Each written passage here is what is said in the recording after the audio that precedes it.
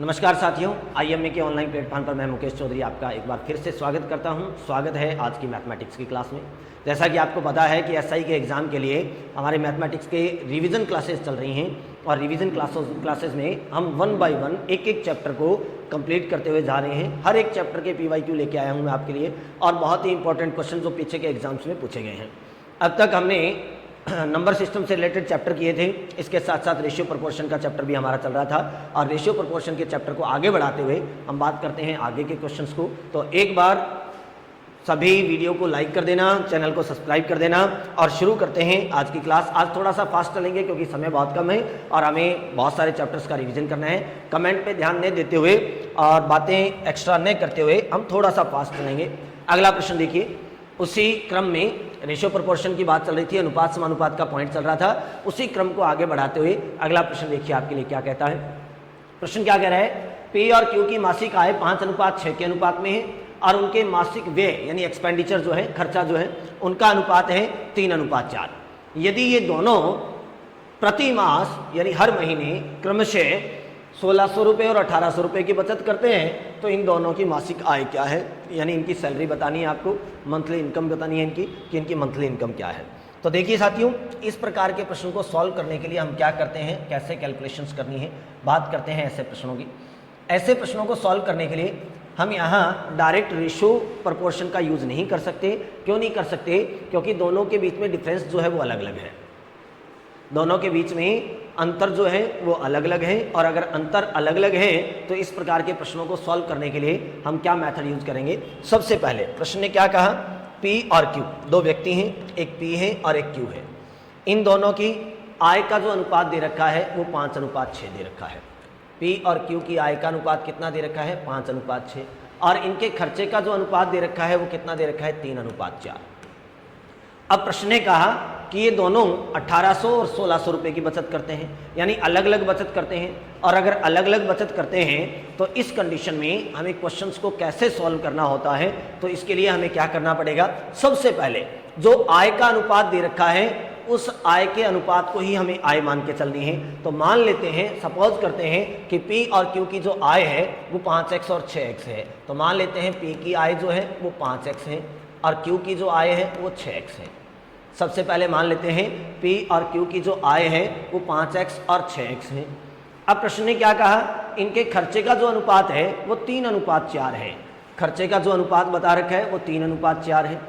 अब मुझे एक बात बताइए, अगर मैं आपको कह दूं कि मैं 500 रुपये कमा के लाता हूं और इसमें से 200 रुपये मैं घर पे बचा के ले जाता हूं तो मेरा खर्चा कितना हुआ। ये 500 रुपये तो मेरी इनकम है, इतना तो मैंने कमाया है, और 200 रुपये मेरा एक्सपेंडिचर है, मेरा खर्चा है। 500 कमाया और इसमें से 200 बचा के घर पे ले गया, ये मेरे सेविंग है। 200 में बचा के घर पे ले गया, तो बताइए 500 में से मैं घर पे तो सिर्फ 200 रुपये लेके गया, तो रास्ते में खर्चा कितना किया मैंने, 300 रुपये। इसका मतलब ये हुआ कि यदि हम आय में से बचत घटा दें तो हमारे पास क्या आना चाहिए, खर्चा आना चाहिए। तो हमारे पास इन दोनों की आय है पी और क्यू की, और इन दोनों की बचत भी है। तो यदि हम आय और बचत को आपस में घटा दें तो दोनों का क्या आ जाएगा, खर्चा आ जाएगा। तो P कितना कमाता है, 5x, और इसमें से घर पे कितने ले जाता है, 1800। तो आय में से मैंने बचत को घटा दिया तो ये P का खर्चा बन गया। Q की अगर बात करें तो Q कितना कमाता है, 6x, और ये घर पे कितने ले जाता है, 1600। तो इसमें से मैंने इसकी बचत को घटा दिया तो ये Q का क्या बन गया, खर्चा। अब P का खर्चा भी आपके पास है, Q का खर्चा भी आपके पास है। अगर मैं इनके खर्चे का अनुपात निकाल दूं तो ये लो मैंने इन दोनों का अनुपात निकाल दिया। तो क्वेश्चन ने कहा कि इनके खर्चे का अनुपात कितना हो जाना चाहिए, 3:4 हो जाना चाहिए। प्रश्न कहता है कि अगर इनके खर्चे का मैं अनुपात निकाल दूं तो इनका अनुपात 3:4 हो जाना चाहिए। तो मैंने आय में से बचत घटाई ताकि इनका खर्चा आ जाए और खर्चे का अनुपात निकाला और ये खर्चे का अनुपात 3:4 के बराबर होना चाहिए। जैसा कि मैंने रेशियो प्रोपोर्शन के चैप्टर में आपको अब तक बताया है कि जहां कहीं भी आपको 4 पदों की संख्या दिखाई दे जाए, 4 टर्म्स आ जाए, वहां प्रोपोर्शन का रूल अप्लाई कर दीजिए। आप प्रोपोर्शन का रूल अप्लाई करोगे, यहाँ समानुपात का नियम लागू करोगे तो समानुपात क्या कहता है, मध्य पदों का गुणा और बाह्य पदों का गुणा बराबर होता है। तो सॉल्व कर दो, 4 को 5x से गुणा कीजिए तो 20x, -4 को 1800 से गुणा कीजिए 7200, बराबर 6 का 3 से गुणा कीजिए 18x, -16 का 3 से गुणा कीजिए 4800। सॉल्व कर दो, ये 20x है, यहाँ से प्लस का 18x इधर आएगा तो माइनस का 18x, बराबर यहाँ बचा माइनस का 4800 और ये प्लस का माइनस का 7200 इधर जाएगा तो प्लस का क्या हो जाएगा 7200। सॉल्व कर दो, 20 में से 18 घटाइए 2x, 4800 माइनस का है, 7200 प्लस का है, 7200 में से 4800 घटा दो, कितना बचेगा 2400, सॉरी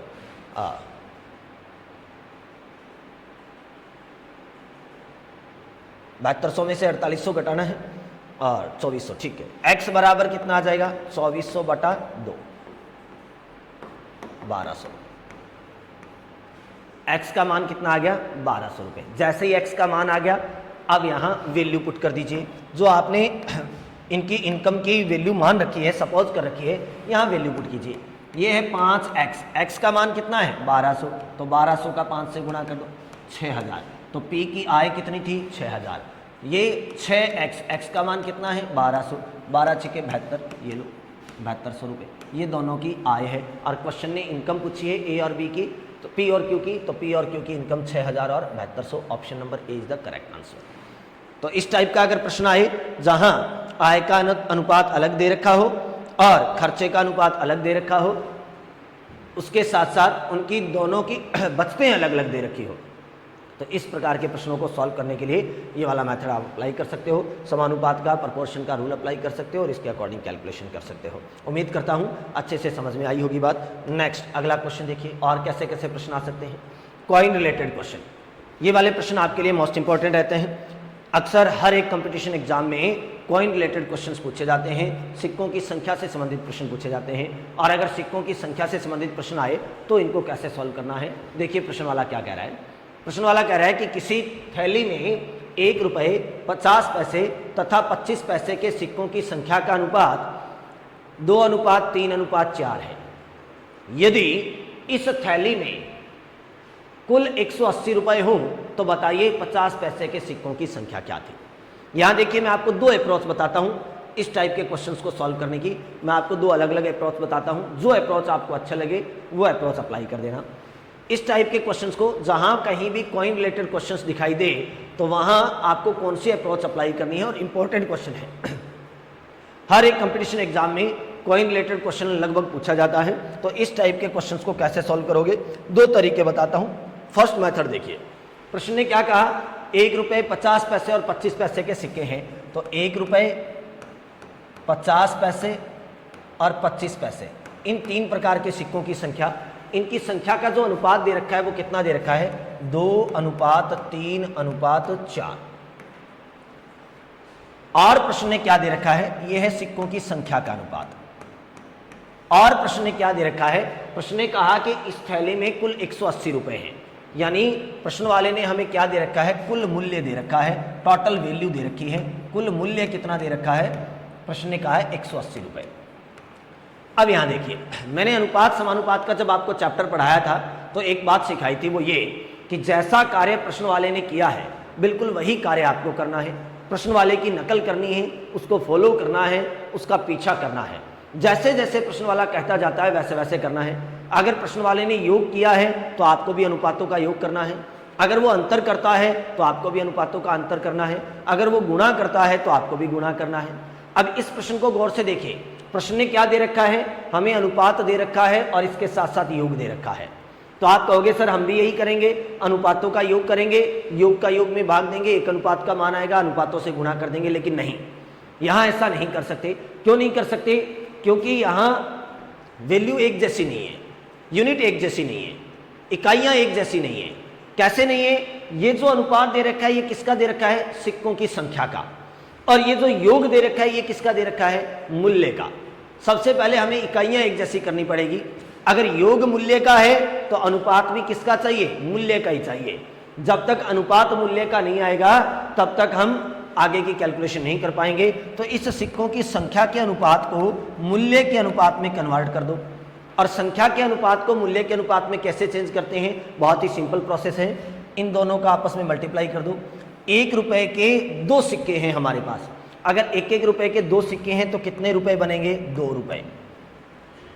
अब यहां देखिए 50-50 पैसे के 3 सिक्के हैं और 50-50 पैसे के अगर 3 सिक्के हो तो कितने रुपए बनते हैं? ₹1.5। ये देखिए 25-25 पैसे के 4 सिक्के हैं। 25-25 पैसे के अगर 4 सिक्के आपके पास हो तो उसके कितने रुपए बनेंगे? ₹1। ये इनके मूल्य का अनुपात आ गया। जैसे ही इनके मूल्य का अनुपात आ गया, अब आगे का प्रोसेस वही है। प्रश्न वाले ने योग दे रखा है, आप भी अनुपातों का योग कीजिए, योग का योग में भाग दीजिए, एक अनुपात का मान आएगा, अनुपातों से गुणा कर दीजिए। क्वेश्चन कह रहा है कि इनका योग कितना होना चाहिए? 180। लेकिन हमारे अकॉर्डिंग इन तीनों का योग कितना बन रहा है? हमारे अकॉर्डिंग इन तीनों का योग बन रहा है ₹4.50। हमारे अनुसार तो इनका योग बन रहा है 4.50 और प्रश्न वाला कह रहा है 180। इसका मतलब हमारे 4.50 का मान इनके 180 रुपयों के बराबर है। तो हमारे एक अनुपात का मान कितना हो जाएगा? 180/4.50। पॉइंट हटाने के लिए ऊपर 100 लगा दीजिए, पॉइंट हट जाएगा। ये लो, 0 से 0 काट दो, 45 चौका 180। एक अनुपात का मान कितना आ गया? 40। जैसे ही एक अनुपात का मान आ गया 40, अब किसी भी अनुपात से गुणा कर दो, उसी की वैल्यू आ जाएगी। अगर आपको चाहिए ₹1 के सिक्के, अगर आपको चाहिए ₹1 के सिक्के, तो ₹1 के सिक्के के पास अनुपात कितने हैं? अब ध्यान रखना, जब एक अनुपात का मान आ गया तो इसको अनुपातों से गुणा करना है। लेकिन कौन से अनुपातों से गुणा करें? तो हमें चाहिए क्या? सिक्कों की संख्या। तो गुणा भी संख्या के अनुपात से करना है, तो सिक्कों की संख्या के अनुपात से गुणा कर दो। ₹1 के पास सिक्कों की संख्या का अनुपात कितना है? 2 और एक अनुपात का मान है 40, तो ₹1 के कितने सिक्के हो गए? 80 सिक्के। अगर आपको चाहिए 50 पैसे के सिक्के, तो 50 पैसे के सिक्कों के पास अनुपात कितने हैं? 3। एक अनुपात का मान है 40, तो 3 अनुपातों का मान 120 सिक्के। अगर आपको चाहिए 25 पैसे के सिक्के, तो 25 पैसे के सिक्कों के पास अनुपात कितने हैं? 4। एक अनुपात का मान है 40, तो 4 अनुपातों का मान 160। ये है अलग अलग प्रकार के सिक्के। चाहे प्रश्न वाला किसी का भी सिक्का पूछे, आप बहुत ही अच्छे से बता सकते हो कि किसके कितने सिक्के हैं। तो प्रश्न ने पूछा है 50 पैसे के सिक्के, तो 50 पैसे के सिक्के कितने हैं? 120। तो आंसर कितना आ जाएगा? ऑप्शन नंबर बी, 120 सिक्के। एक अप्रोच तो ये होती है। अनुपात समानुपात के तरीके से अनुपातों की कैलकुलेशन जैसे हम करते आए हैं अब तक, वैसे के वैसे इन प्रश्नों को कैलकुलेट कर सकते हैं। एक मेथड तो आपके पास ये बनता है। दूसरा मेथड, दूसरा तरीका देखिए क्या बनता है। एक और अप्रोच बता देता हूं यहां इसी प्रश्न में। प्रश्न ने क्या कहा? किसी थैली में ₹1, 50 पैसे और 25 पैसे के सिक्कों की संख्या का अनुपात 2:3:4 है। सबसे पहले जो अनुपात दे रखे हैं उन्हीं ही सिक्कों की संख्या मान लो। मान लेते हैं कि हमारे पास जो ₹1 के सिक्के हैं, हमारे पास 50 पैसे के सिक्के हैं, हमारे पास 25 पैसे के सिक्के हैं। मान लेते हैं सबसे पहले कि जो इनका अनुपात दे रखा था वही इन सिक्कों की संख्याएं हैं। अनुपात क्या दे रखा था? 2:3:4। तो हमने सिक्कों की संख्या को 2x, 3x और 4x मान लिया। अब 2x, 3x और 4x क्यों माना? क्योंकि प्रश्न ने अनुपात 2, 3 और 4 दे रखा था। इन्हीं को अगर हम अनुपात मान ले तो इसके अनुपातों को ही हम संख्याएं मान ले तो इसको अकॉर्डिंग कैलकुलेशन कर सकते हैं। अब हमें करना क्या है? प्रश्न ने कहा कि इस थैली में टोटल 180 रुपए बनने चाहिए। इसका मतलब अगर हम इनको जोड़े तो इनका टोटल जो है वो 180 होना चाहिए। होना चाहिए? नहीं होना चाहिए। क्यों? क्योंकि ये है सिक्कों की संख्या। अगर हम इनका मूल्य बना बना के जोड़ें तो इनका मूल्य बना बना के अगर जोड़ दें तो इनकी टोटल वैल्यू 180 होनी चाहिए। ये सिक्कों की संख्या है, हमें इनको मूल्य में कन्वर्ट करना पड़ेगा, बदलना पड़ेगा। और मूल्य में कैसे कन्वर्ट करोगे? ये 2x है। ये किसके सिक्के हैं? ₹1 के। और आपको ये देखना है कि ₹1 में ₹1 का कितना सिक्का बनता है, तो 1 सिक्का बनता है, तो बटा में 1, ये मूल्य बन गया। प्लस 3x, ये किसके सिक्के हैं? 50 पैसे के। आपको ये देखना है कि ₹1 में 50-50 पैसे के सिक्के कितने बन सकते हैं। तो ₹1 में 50-50 पैसे के कितने सिक्के बनते हैं? 2 सिक्के। प्लस 4x, ये किसके सिक्के हैं? ये है 25 पैसे के। और ₹1 में 25-25 पैसे के कितने सिक्के बनते हैं? तो 4 सिक्के बनते हैं। 25-25 पैसे के 4 सिक्के, ये इनका मूल्य बन गया। अगर इनका मूल्य बना बना के जोड़ें तो प्रश्न वाले ने कहा था कि इनका योग 180 होना चाहिए। इनका योग कितना होना चाहिए 180। तो इन सब का टोटल जो है सम जो है वो 180 के इक्वल होना चाहिए। सॉल्व कर दो। 1 2 4 एलसीएम लीजिए इनका, 1 2 और 4 का एलसीएम निकालोगे तो 4। 1 से 4 को डिवाइड करो, आंसर आया 4। 4 का 2 से गुणा कर दो 8। 4 का 2 से गुणा करोगे तो 8 एक्स। 2 को 4 से डिवाइड करो, सॉरी 4 को 2 से डिवाइड करो, 4 को 2 से डिवाइड करोगे तो आंसर आएगा 2। 2 का 3 से गुणा करोगे तो 6x। 4 को 4 से डिवाइड करो, आंसर आएगा 1। 1 का 4 से गुणा करोगे तो 4x बराबर 180। सॉल्व कर दो। 8 और 6 14 और 4 18, ऊपर वालों को जोड़ोगे तो 18x बनेगा। ये बटा वाला 4 है, इसको बराबर से दूसरी तरफ भेज दो। ये यहाँ भाग में है, इधर जाएगा तो गुणा में चला जाएगा। सॉल्व कर दो। x इक्वस टू 180 गुणा 4, ये 18 गुणा में है, इधर आएगा तो भाग में चला जाएगा, क्योंकि गुणा वाली संख्या दूसरी तरफ जाती है तो वो भाग में चली जाती है, और भाग वाली संख्या दूसरी तरफ जाती है तो वो मल्टीप्लाई में चली जाती है। प्लस वाली माइनस में और माइनस वाली प्लस में। सॉल्व करोगे, 18 का भाग दोगे 180 में तो 10, 10 का 4 से गुणा करोगे 40। x का मान आ गया 40। जैसे ही x का मान आ गया 40 तो यहाँ वैल्यू पुट कर दो। 2x, ये किसके सिक्के थे 1 रुपए के, और x का मान है 40 तो 40 दूना 80। 3x, ये किसके सिक्के थे 50 पैसे के, x का मान 40 है तो 40 रख दो 120 सिक्के।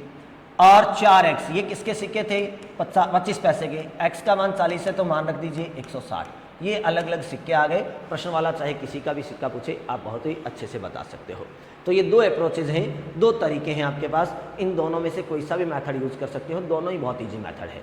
सिक्के से संबंधित कोई भी क्वेश्चन आए, कॉइन रिलेटेड कोई भी क्वेश्चन आए, आप बहुत ही इजीली इनको क्रैक कर सकते हो। उम्मीद करता हूँ अच्छे से समझ में आई होगी बात। चलते हैं अगले प्रश्न की तरफ। अगला क्वेश्चन देखिए, नेक्स्ट क्वेश्चन। अगला प्रश्न देखिए क्या कहता है। यदि a प्लस बी अनुपात b प्लस सी अनुपात c प्लस a बराबर 6 अनुपात 7 अनुपात 8 हो तथा a प्लस बी प्लस सी बराबर 14 हो तो c का मान ज्ञात कीजिए। इस टाइप का क्वेश्चन बहुत बार पूछा जाता है एग्जाम में, और ये वाला क्वेश्चन तो बहुत बार रिपीट हुआ है। इस क्वेश्चन में खास बात क्या है, कुछ एक क्वेश्चन रेशियो प्रोपोर्शन में ऐसे आते हैं, अनुपात समानुपात में कुछ एक प्रश्न ऐसे आते हैं जिसमें अनुपातों की वास्तविक वैल्यू नहीं होती, और अगर अनुपातों की वास्तविक वैल्यू नहीं होती तो वहां हमें जो अनुपात दिए हैं उन्हीं को संख्याएं मानते हुए क्वेश्चन की कैलकुलेशन करनी पड़ती है। अब इस प्रश्न में हमें कैसे पता चलेगा कि यहाँ अनुपातों की वास्तविक वैल्यू नहीं है, तो देखिए कैसे। प्रश्न ने कहा a प्लस बी प्लस सी, इन तीनों का योग 14 होना चाहिए। अगर a प्लस बी प्लस सी को जोड़ें तो ये 14 होना चाहिए। प्रश्न ने a प्लस बी का मान दे रखा है 6, अगर हम इन दोनों की जगह 6 रख दें प्लस सी बराबर 14, तो c का मान कितना आना चाहिए, ये प्लस का 6 इधर जाएगा तो माइनस का हो जाएगा 8 आ गया, c का मान 8 आ गया। अब जैसे ही c का मान 8 आ गया तो यहाँ वापस वैल्यू पुट करके देखो क्या ये क्वेश्चन सेटिस्फाई हो रहा है क्या इन वैल्यू से। अगर इनकी वैल्यू वापस पुट करके देखें, अब देखो c की वैल्यू 8 है, प्रश्न ने बी सी और ए का जो सम बता रखा है वो 8 बता रखा है। क्वेश्चन ने कहा कि सी और ए को अगर जोड़ें तो 8 आएगा।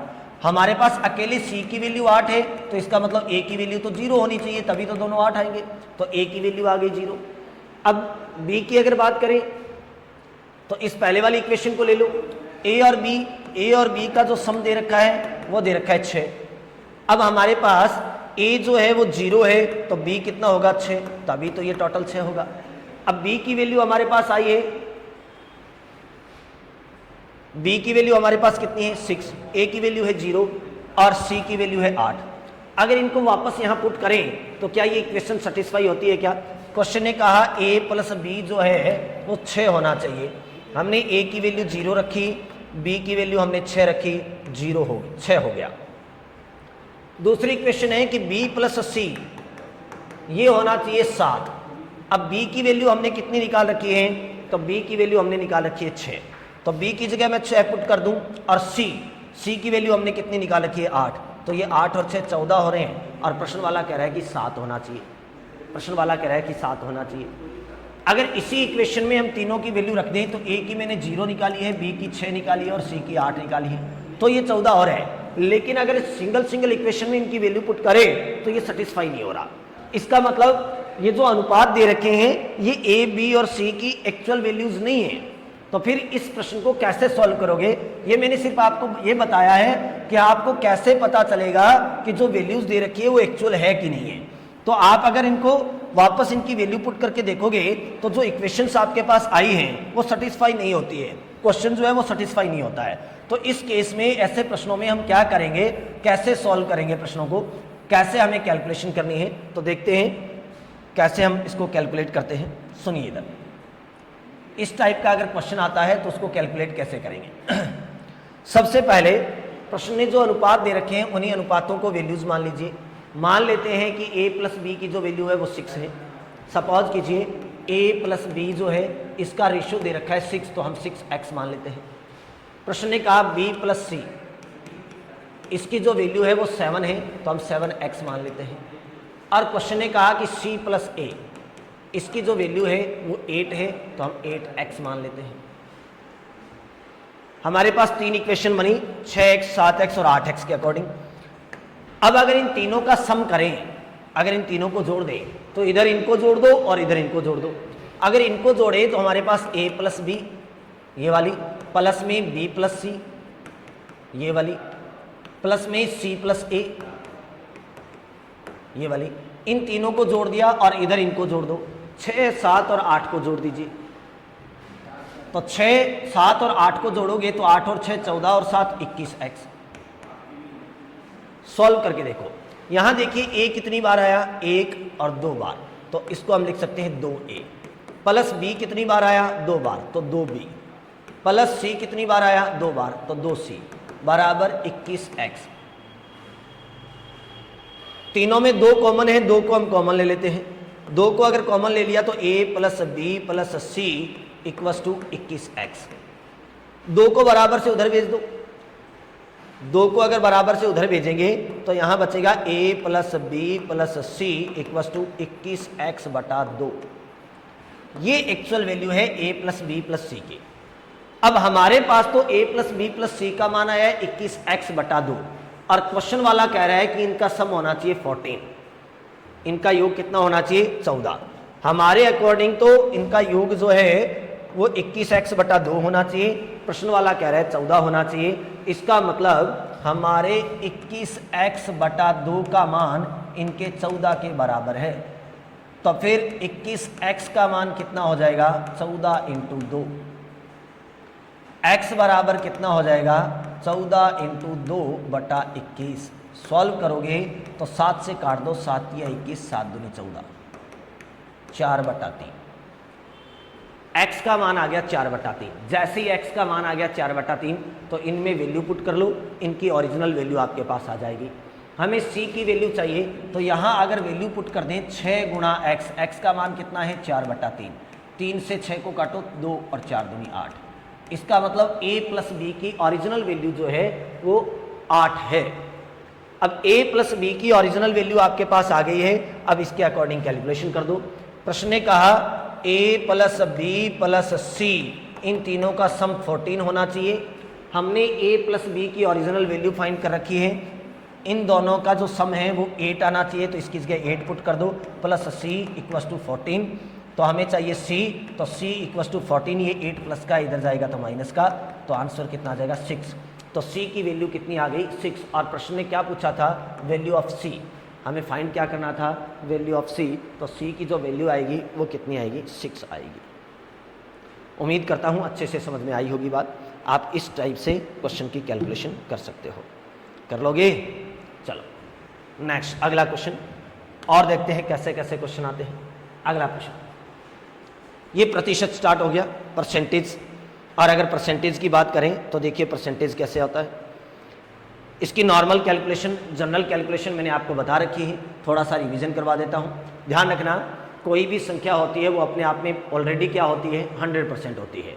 प्रत्येक संख्या अपने आप में परिपूर्ण होती है, 100% होती है। कोई भी संख्या हो वो अपने आप में 100% होगी। दूसरी बात मैंने आपको यहाँ क्या बताई थी, दूसरी बात ये कि जब भी किसी संख्या के साथ प्रतिशत का निशान लगा होता है तो सबसे पहले उसको हटाना पड़ता है, परसेंटेज के सिंबल को रिमूव करना पड़ता है। जैसे 20% है तो इसके सिंबल को रिमूव करना पड़ेगा, और सिंबल को रिमूव करने के लिए अपॉन में 100 रखते हैं, तो ये सिंबल रिमूव हो जाता है और यहाँ 20/100 बन जाता है। जब भी किसी संख्या के साथ प्रतिशत का निशान लगा होता है तो भाग में 100 लिख देते हैं, भाग में 100 लिखते ही प्रतिशत का निशान हट जाएगा और वो संख्या कैलकुलेशन के लायक हो जाएगी। ये तो है परसेंटेज को वापस फ्रैक्शन में चेंज करना। कई बार क्या होता है कि पहले से हमारे पास कोई संख्या होती है, कोई फ्रैक्शन होती है, कोई भिन्न होती है, उसको प्रतिशत में कन्वर्ट करना पड़ता है। तो अगर प्रतिशत का निशान हमें जोड़ना है, हमें आंसर प्रतिशत में ज्ञात करना है, तो हम क्या करेंगे, हम उसको 100 से वापस गुणा कर देंगे और किसी भी संख्या को 100 से गुणा कर देने पर वो प्रतिशत में बदल जाती है, तो ये वापस प्रतिशत में बदल जाएगा। तो ये 3 बातें आपको ध्यान में रखनी है। पहली ये कि कोई भी संख्या हो अपने आप में 100% होती है।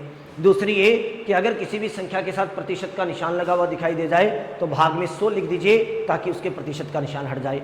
और तीसरी ये कि अगर किसी भी संख्या को प्रतिशत में कन्वर्ट करना है, हमें प्रतिशत ज्ञात करना है, तो उसके लिए हमें क्या करना पड़ेगा, प्रतिशत का मान ज्ञात नहीं करना, प्रतिशत ज्ञात करना है।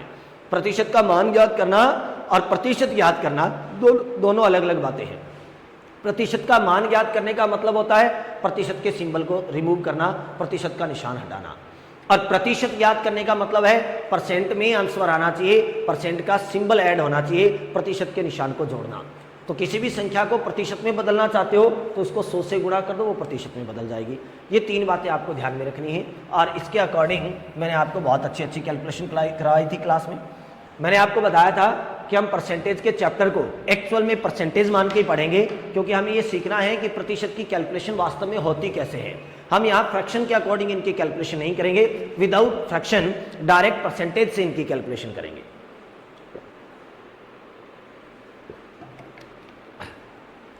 अगर डायरेक्ट परसेंटेज से कैलकुलेशन करते हैं तो कैसे कैसे क्वेश्चंस आते हैं, कैसे हमारी कैलकुलेशंस रहती हैं, वे ऑफ कैलकुलेशन क्या रहता है, मेथड्स क्या रहते हैं, वो सारी बातें मैं आपको बहुत अच्छे से समझा चुका हूं। अब सिर्फ रिवीजन है, तो क्लास में सिर्फ मैं क्वेश्चन बता रहा हूं कि हमने ऐसे ऐसे क्वेश्चन पढ़े थे, इस टाइप के क्वेश्चंस पूछे जाने की ज़्यादा संभावनाएं रहती है। तो देखिए प्रश्न क्या कह रहा है, किसी संख्या के 15% तथा 25% का योग 160 है। पिछली बार वीडियो प्री में ऐसा क्वेश्चन आया था, अगर आपको याद हो तो वीडियो प्री में ऐसा क्वेश्चन आया था। तो यहाँ प्रश्न क्या रहा है, किसी संख्या के 15% और 25% का योग।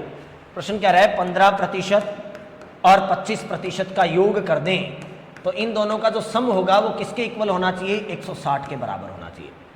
यही कह रहा है प्रश्न, 15% और 25% का योग 160 के बराबर होना चाहिए। एक्चुअल में इन दोनों का सम होता कितना है, इनका योग कितना होता है, अगर 25 और 15 को हम जोड़ दें तो कितना होता है, 40%। यानी प्रश्न वाला आपको कह रहा है कि 40% का मान 160 के बराबर है। अगर किसी भी संख्या के 1% का मान आपके पास आ जाता है तो आप उस संख्या का कितना भी प्रतिशत ज्ञात कर सकते हैं। 40% का मान 160 है तो 1% का मान कितना आ जाएगा, 160/40, 0 से 0 काट दो 4। 1% का मान आ गया 4। जैसे ही 1% का मान आ गया 4 तो हमें चाहिए उस संख्या का 60%। किसी भी संख्या के 1% का मान अगर आपके पास है तो उसको जिससे गुणा करोगे उतने ही % का मान आ जाएगा। अगर आपको चाहिए कि वह संख्या क्या है तो हम जानते हैं संख्या अपने आप में 100% होती है। अगर प्रश्न वाला पूछ लेता कि बताइए वह संख्या क्या है, तो हमें 1% का मान मिल गया 4, हम तुरंत 100% का मान ज्ञात कर लेंगे। 1 का मान अगर 4 है तो 100 का मान कितना हो जाएगा, 400। लेकिन प्रश्न ने पूरी संख्या ने पूछकर उसके 60% का मान पूछा है, तो 1% का मान 4 है, हमें चाहिए 60% का मान। 1 का मान 4 है तो 60 का मान कितना हो जाएगा, 60 से गुणा कर दो 240। तो उस संख्या के 60% की वैल्यू कितनी हो जाएगी, 240, 240। यूनिटरी मेथड से एक एक नियम से इस टाइप के क्वेश्चंस को बहुत ही इजीली आप क्रैक कर सकते हो। नेक्स्ट क्वेश्चन देखिए, ये आया था वीडियो प्री में, मैंने कहा था इस टाइप का सेम क्वेश्चन एक वीडियो प्री में आया था और ये आया था पिछली बार वीडियो प्री में। पिछली बार वीडियो के 2 एग्जाम हुए थे, प्री और मेंस। अब की बार तो एक ही हुआ है, पिछली बार 2 हुए थे और प्री में ये प्रश्न आया था। कहा जाता है कि प्री का पेपर बड़ा मुश्किल था मैथ का, लेकिन ये प्रश्न आया था। देखिए प्रश्न क्या कहता है, किसी संख्या के 65% तथा उसी संख्या के 35% का अंतर 22.20 है। अब पिछले प्रश्न में योग दे रखा था, ये जरूरी नहीं है कि हर एक प्रश्न में योग दिया जाए, वो अंतर भी दे सकता है। प्रश्न क्या आ रहा है, 65%, तो ये लो 65% और 35% का अंतर का मतलब घटाना है। इन दोनों का जो डिफरेंस है, अंतर है, वो किसके बराबर है, 22.20 के। ये 22.20 के बराबर है। वास्तव में इन दोनों का अंतर कितना होता है? अगर इन दोनों को अपने घटाएं तो वास्तव में इन दोनों का अंतर कितना होता है? 30%। और 30% की वैल्यू कितनी बता रहा है? 22.20। तुरंत 1% का मान निकाल लो। 1% का मान कितना हो जाएगा? 22.20 बटा 30।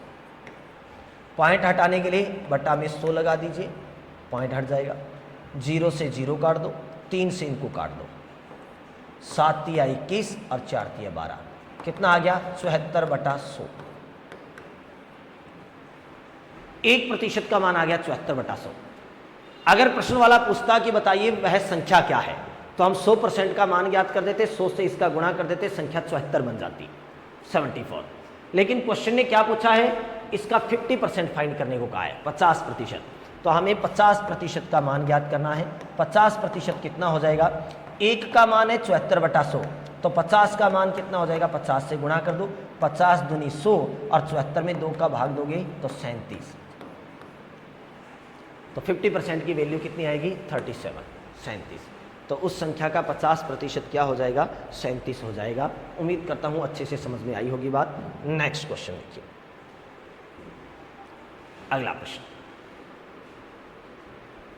प्रश्न क्या कह रहा है? किसी संख्या के 40% में 42 जोड़ दिए जाएं तो वही संख्या प्राप्त होती है, तो बताइए वह संख्या क्या है? हालांकि ऐसे प्रश्नों को x मान के सॉल्व करना होता है, हमें पता नहीं है वह संख्या क्या है। सबसे मान पहले मानेंगे, सपोज करते हैं कि वो संख्या x है, फिर उसका 40% निकालेंगे तो 40x बटा 100 या 4x बटा 10 या 2x बटा 5 कह सकते हैं। उसमें 42 को जोड़ेंगे तो 2x बटा 5 में 42 जोड़ेंगे तो आंसर में x ही आना चाहिए, वही संख्या वापस आना चाहिए। तो बराबर में x रखेंगे, कैलकुलेशन करेंगे तो x की वैल्यू आ जाएगी। लेकिन ज़रूरी नहीं है कि हमें इस प्रकार के प्रश्नों को x मान के सॉल्व करना पड़े। अगर आपको यूनिटरी मेथड के बारे में ज़रा सा भी पता है, अगर आप एक एक नियम के बारे में जानते हैं, यूनिटरी मेथड का आपको पता है, तो आप इस टाइप के क्वेश्चंस की कैलकुलेशन डायरेक्ट कर सकते हो यूनिटरी मेथड के अकॉर्डिंग। और यूनिटरी मेथड क्या कहता है? देखिए, एक एक नियम क्या कहता है। प्रश्न कहता है किसी संख्या के 40% में, जैसे जैसे क्वेश्चन ने कहा है वैसे वैसे लिख लीजिए। प्रश्न कह रहा है 40% में 42 जोड़ दो। ये लो, हमने 42 जोड़ दिया। तो प्रश्न कह रहा है कि वही संख्या प्राप्त होगी, तो आंसर में वही संख्या आएगी। वही संख्या कौन सी? जो मूल संख्या है, जो प्रॉपर नंबर है जिसकी हम बात कर रहे हैं। और कोई भी संख्या होती है वो अपने आप में कितने % होता है? 100%। तो वही संख्या प्राप्त होगी यानी 100% का मान आ जाएगा। प्रश्न क्या रहा है? वापस वही संख्या प्राप्त होगी यानी 100% आ जाएगा। अब इसमें से प्रतिशत का निशान लगी हुई संख्याओं को एक तरफ कर दो और पूर्ण संख्याओं को एक तरफ कर दो। ये 40 के साथ प्रतिशत का निशान लगा है, उसको उधर भेज दो, तो यहाँ बचेगा 42। यहाँ 100% पहले से है ही, ये प्लस का 40 इधर जाएगा तो माइनस का हो जाएगा। तो 42 बराबर 100 में से 40 घटाओगे तो 60%। ये लो, वापस पीछे वाला ही प्रश्न बन गया। थोड़ी देर पहले जो प्रश्न किया था वैसा का वैसा प्रश्न बन गया। क्वेश्चन वाला कह रहा है कि 60% का मान 42 है, आपको 60% की वैल्यू दे रखी है। और अगर 60% की वैल्यू दे रखी है तो यहाँ से 1% की वैल्यू आप फाइंड कर सकते हो और 100% की वैल्यू भी बता सकते हो। अब यहाँ हमें मिल गया कि इसी संख्या के 60% का मान कितना है? 60% की वैल्यू मिल गई है। क्वेश्चन वाला कह रहा है कि 60% जो है वो 42 के इक्वल है, 42 के इक्वल है। तो 1% की वैल्यू फाइंड करो। 1% का मान कितना हो जाएगा? 42 बटा 60। और हमें चाहिए वह संख्या, और संख्या अपने आप में 100% होती है, तो 100% का मान कितना हो जाएगा? 42 बटा 60 इंटू 100। सॉल्व करोगे 0 से 0 काट दो, 6 एकम 6, 7 6 42, 10 का 7 से गुणा करोगे तो आंसर 70। तो वह संख्या क्या है? 70 है। वह संख्या क्या होगी? 70 होगी। Option number B is the correct answer. तो वह संख्या 70 है। नेक्स्ट, और परसेंटेज में कैसे कैसे क्वेश्चन पूछे जाते हैं। अगला प्रश्न देखिए, यदि किसी आयत की लंबाई में 20% की वृद्धि कर दी जाए तो बताइए उसकी चौड़ाई में कितने प्रतिशत की कमी करें ताकि क्षेत्रफल अपरिवर्तित रहे। मैंने आपको यहाँ 3 पॉइंट लिखवाए थे प्रतिशत में, कमी और वृद्धि से संबंधित। पहला पॉइंट ये था कि वृद्धि प्रतिशत दी जाए और कमी प्रतिशत पूछी जाए तो हम क्या करते हैं। दूसरा पॉइंट ये था कि कमी प्रतिशत दी जाए और वृद्धि पूछ ले तो क्या करते हैं। तीसरा पॉइंट ये था कि कमी और वृद्धि दोनों समान हो जाए तो क्या होता है। और चौथा पॉइंट ये था कि कमी और वृद्धि अगर अलग अलग हो तो हम प्रतिशत प्रभाव कैसे ज्ञात करते हैं। ये 4 पॉइंट लिखवाए थे, इंपॉर्टेंट पॉइंट थे, और मैंने कहा था इन चारों पॉइंट के अकॉर्डिंग डायरेक्ट एग्जाम में क्वेश्चन आते हैं। अब इन 4 पॉइंट में से एक पॉइंट पे ये क्वेश्चन है। क्वेश्चन क्या कहता है, आयत की लंबाई में 20% की वृद्धि कर दी जाए, यानी आपको वृद्धि दे रखी है, तो चौड़ाई में कितने प्रतिशत की कमी करें ताकि क्षेत्रफल अपरिवर्तित रहे।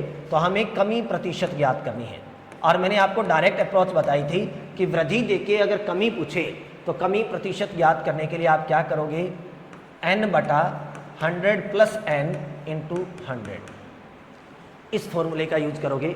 यहाँ n क्या है, जितने की वृद्धि दे रखी है वो n है, वृद्धि दे रखी है वो n है, तो n की वैल्यू है 20 अपॉन 100 में 20 को ऐड करके लिखिए 120 × 100। सॉल्व करोगे, 0 से 0 कट कर दो, 2 एकम 2, 6 दूनी 12, 50 दूनी 100 और 3 दूनी 6। 50 में 3 का भाग दोगे तो 16 तिया 48, बच गया 2/3%। आंसर कितना आएगा, 16 से ही 2/3%। Option number A is the correct answer. Answer क्या आ जाएगा, 16 से ही 2/3%। उम्मीद करता हूं अच्छे से समझ में आ गई होगी बात। नेक्स्ट अगला क्वेश्चन। प्रश्न क्या कहता है, किसी दुकानदार ने अपने खिलौनों के मूल्य में 20% की वृद्धि कर दी, जिसके कारण उसके द्वारा बेचे गए खिलौनों की संख्या में 20% की कमी हो गई। तो बताइए दुकानदार की आय पर क्या प्रभाव पड़ा। मैंने ऐसा पॉइंट भी आपको करवाया था, मैंने कहा था कि वृद्धि और कमी दोनों समान आ जाए तो हम कैलकुलेशन कैसे करेंगे। पॉइंट नंबर 3, तीसरा पॉइंट, प्रतिशत में तीसरा पॉइंट जो लिखवाया था कि वृद्धि और कमी दोनों समान आ जाए तो हम क्या करते हैं। तो हमेशा याद रखना, जब वृद्धि और कमी दोनों समान आ जाए तो अंतिम परिणाम में सदैव कमी होती है। तो क्या होगी, दुकानदार की आय पर क्या प्रभाव पड़ेगा, दुकानदार की आय में कमी हो जाएगी। और कितने प्रतिशत की हो जाएगी, तो इसके लिए मैंने आपको बताया था n² / 100 कर दिया करो। जब वृद्धि और कमी दोनों समान होती है तो अंतिम परिणाम में सदैव कमी होती है, और कमी होती कितनी है, n²/100। कमी कितनी होती है, n²/100। n यहाँ पे क्या है, जितने की वृद्धि और कमी दे रखी है वो n है, तो n की वैल्यू 20 है, तो 20 का स्क्वायर/100, और 20 का स्क्वायर कितना होता है 400, 400/100, 2 0 से 2 0 काट दो, आंसर आ जाएगा 4%। तो क्या हो जाएगा, 4% की कमी हो जाएगी। Option number B. ध्यान रखना, जब भी वृद्धि और कमी दोनों समान आ जाए तो अंतिम परिणाम में सदैव कमी होती है, ये ध्यान रखना। और कितनी होती है, n²/100। उम्मीद करता हूं अच्छे से समझ में आ गई होगी बात। नेक्स्ट देखिए अगला प्रश्न। अगला प्रश्न क्या कहता है, यदि किसी आयत की लंबाई में 20% की वृद्धि कर दी जाए तथा चौड़ाई में 10% की कमी कर दी जाए तो बताइए आयत के क्षेत्रफल पर क्या प्रभाव पड़ेगा। अब ये भी मैंने 4 नंबर पॉइंट में बताया था कि अगर वृद्धि और कमी दोनों समान न हो तो आप प्रतिशत प्रभाव कैसे पता करोगे, कैसे पता करोगे कि अंतिम परिणाम में क्या प्रभाव पड़ा। यहाँ वृद्धि कितने की है, 20 की, और कमी कितने की है, 10 की। वृद्धि और कमी दोनों अलग अलग है। तो मैंने आपको बताया था कि जब भी प्रतिशत प्रभाव ज्ञात करना है तो एक बात हमेशा याद रखना है, वृद्धि प्रतिशत कहीं पर भी लिखा हुआ मिले, वृद्धि प्रतिशत को हमेशा 100 में जोड़ के लिखते हैं, और कमी प्रतिशत कहीं पर भी लिखा हुआ मिले, कमी प्रतिशत को हमेशा 100 में से घटा के लिखते हैं। वृद्धि को 100 में जोड़ के लिखोगे, कमी को 100 में से घटा के लिखोगे, और भाग में 100 कम लगाओगे। जितनी संख्याएं आपने ऊपर लिखी हैं उससे एक बार कम भाग में 100 लिखना है। तो वृद्धि कितने की, 20 की, तो 100 में जोड़ के लिख दीजिए 120, गुणा कमी कितने की, 10 की, 100 में से 10 घटा के लिख दीजिए 90। वृद्धि को 100 में जोड़ के लिखना है, कमी को 100 में से घटा के लिखना है। जितनी बार मान दिए जाएं उतनी बार जोड़ जोड़ के घटा घटा के गुणा में लिखते रहोगे। अगर हर बार वृद्धि दी जाए तो हर बार 100 में जोड़ जोड़ के लिख देना, हर बार कमी दी जाए तो हर बार 100 में से घटा घटा के गुणा में लिखते रहना। एक बार वृद्धि और एक बार कमी है तो एक बार जोड़ के लिख देना, एक बार घटा के लिख देना। जितनी बार वैल्यू हो उतनी बार गुणा में लिखते रहना। हमें 2 बार वैल्यू दे रखी है तो हमने 2 बार लिख दिया। हम क्या करेंगे, इनके भाग में 100 कितनी बार लिखेंगे, तो ऊपर संख्याएं कितनी लिखी, 2, तो 100 कितनी बार लिखेंगे, 1 बार। ऊपर जितनी संख्याएं होती है भाग में 100 कम लगाना है। सॉल्व कर दो, आंसर आ जाएगा। 0 से 0 काट दो, 0 से 0, 12 का 9 से गुणा कीजिए 108, आंसर आया 108। और हम जानते हैं कि प्रत्येक संख्या अपने आप में 100% होती है, लेकिन उत्तर तो 100 से ज्यादा आ गया। और अगर उत्तर 100 से ज्यादा आ गया तो इसका मतलब क्या हुई? वृद्धि हुई। तो ध्यान रखना, अगर आपका उत्तर आए 100 से ज्यादा तो होती है वृद्धि, अगर उत्तर आए 100 से कम तो होती है कमी। जितना ज्यादा उतनी वृद्धि और जितना कम उतनी कमी। यहां उत्तर 100 से ज्यादा आया है कि कम आया है? तो ज्यादा आया है, तो इसका मतलब आंसर क्या आएगा? वृद्धि। और कितना ज्यादा आया है? 8 ज्यादा आया है, तो वृद्धि कितने की हो जाएगी? 8% की। तो आंसर क्या आ जाएगा? 8% की वृद्धि। आंसर क्या आ जाएगा? 8% की वृद्धि। उम्मीद करता हूं अच्छे से समझ में आ गई होगी बात। कर लोगे इस प्रकार के प्रश्न? कर लोगे? चलो आगे बढ़ते हैं, आगे बढ़ते हैं। और कैसे कैसे प्रश्न पूछे जा सकते हैं? नेक्स्ट, ये चारों पॉइंट याद रखना, प्रतिशत के इंपॉर्टेंट थे आपके लिए। अगला प्रश्न, जनसंख्या से संबंधित प्रश्न। लगभग एसआई के हर बार एग्जाम में सेंसस पॉपुलेशन रिलेटेड क्वेश्चंस पूछे जाते हैं। अगर पॉपुलेशन रिलेटेड क्वेश्चन पूछे जाए तो प्रश्नों को कैसे करेंगे देखिए। प्रश्न क्या कहता है, ध्यान से देखिए। प्रश्न क्या रहा है? किसी शहर की वर्तमान जनसंख्या 20,000 है। कोई शहर है, इसकी वर्तमान जनसंख्या जो है वो 20,000 है। प्रश्न क्या रहा है कि यदि इसकी जनसंख्या में पहले वर्ष 20% की वृद्धि हो जाती है और दूसरे वर्ष 10% की कमी हो जाती है, तो बताइए 2 वर्ष बाद शहर की जनसंख्या क्या हो जाएगी। मैंने जनसंख्या से संबंधित प्रश्नों को सॉल्व करने का एक अच्छा सा पैटर्न बताया था, एक अच्छा सा तरीका बताया था। जनसंख्या का कोई भी क्वेश्चन आ जाए आप उसी पैटर्न से सॉल्व करोगे। यहाँ सिर्फ बात जनसंख्या की नहीं है, किसी का मूल्य भी आ जाए और मूल्य में उत्तरोत्तर वृद्धि होती रहे, प्रतिवर्ष वृद्धि या कमी होती रहे, 2 साल 4 साल बाद उसका मूल्य पूछ लिया जाए, तो भी यही मेथड रहता है। इस मेथड से कैलकुलेशन कर सकते हो। कैसे? देखिए, वर्तमान जनसंख्या कितनी है? 20,000। जो भी वर्तमान जनसंख्या है उसको गुणा में लिखना है और वृद्धि को 100 में जोड़ के ऊपर लिखना है। वृद्धि कितनी है? 20 की, तो 120 बटा में 100 लगाना है क्योंकि प्रतिशत का निशान हटाना है। उसके बाद कमी को 100 में से घटा के ऊपर लिखना है। कमी 10 की है तो 100 में से घटा के ऊपर लिख दो। प्रतिशत का निशान हटाने के लिए बटा में 100 लगा दो। यहाँ वैल्यू 2 बार दी थी तो हमने 2 बार कैलकुलेशन कर दी। अगर एक बार और वैल्यू होती तो हम एक बार और 100 में जोड़ के या घटा के लिख देते, बटा में 100 लगा देते। जितनी बार कमी और वृद्धि बताई जाए उतनी बार गुणा में संख्याएं लिखते रहोगे। करना क्या है? वर्तमान जनसंख्या जो भी है उसको गुणा में लिखिए, वृद्धि 100 में जोड़ के ऊपर लिख दो, बटा 100। कमी 100 में से घटा के ऊपर लिख दो, बटा 100। पहले वृद्धि है तो पहले वृद्धि लिख दो, बाद में कमी है तो बाद में कमी लिख दो। पहले कमी है तो पहले 100 में से घटा के ऊपर लिख दो, बटा 100। और वृद्धि बाद में है तो बाद में 100 में जोड़ के ऊपर लिख दो, बटा 100। ध्यान रखना, जोड़ना 100 में ही है और घटाना भी 100 में से ही है। वृद्धि को हमेशा 100 में जोड़ के लिखना है और कमी को हमेशा 100 में से घटा के लिखना है। कैलकुलेशन कर दो, आंसर आ जाएगा। 2 जीरो से 2 जीरो कट कर दो, इन 2 जीरो से ये दोनों जीरो कट कर दो, इनका आपस में गुणा कर लो। 12 का 9 से गुणा करोगे 108, 108 को 2 से गुणा करोगे 216, 1 और 2 जीरो बच गई, आगे लगा दीजिए 21,600। ये 2 साल बाद की जनसंख्या है। Option number B is the correct answer. Option क्या आएगा? Option number B is the correct answer, 21,600। उम्मीद करता हूँ अच्छे से आपको समझ में आ गई होगी बात। कर लोगे? इस टाइप के अगर क्वेश्चंस आए तो बहुत ही आसानी से आप क्रैक कर सकते हो। उम्मीद करता हूँ अच्छे से समझ में आई होगी बात। जिनको भी क्लास अच्छी लगे वो क्लास लाइक कर दीजिए, अपने दोस्तों के साथ शेयर कर देना और चैनल को सब्सक्राइब कर देना, क्योंकि आगे भी मैं चैप्टर वाइज कंप्लीट मैथमेटिक्स का सिलेबस जो है, कंप्लीट मैथमेटिक्स इस चैनल पे करवाऊंगा आपको चैप्टर वाइज। तो आगे की क्लास का नोटिफिकेशन आपको मिलता रहे, इसलिए चैनल को सब्सक्राइब कर देना भाई। नेक्स्ट, अगला क्वेश्चन,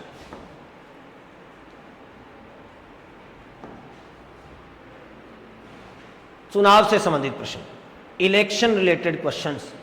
अगर इलेक्शन रिलेटेड क्वेश्चंस आ जाएं तो हमें कैसे करना है, ध्यान से देखिए। प्रश्न क्या कह रहा है? किसी चुनाव में 2 उम्मीदवार थे। कितने उम्मीदवार थे? 2। इस चुनाव में एक उम्मीदवार को 56% वोट मिले और वह 720 वोटों से जीत गया। तो बताइए इस चुनाव में जीतने वाले को कितने वोट मिले। अब यहां आपको जरूरी नहीं है कि प्रश्न वाला सिर्फ विनर के वोट ही पूछे, जीतने वाले के वोट ही पूछे।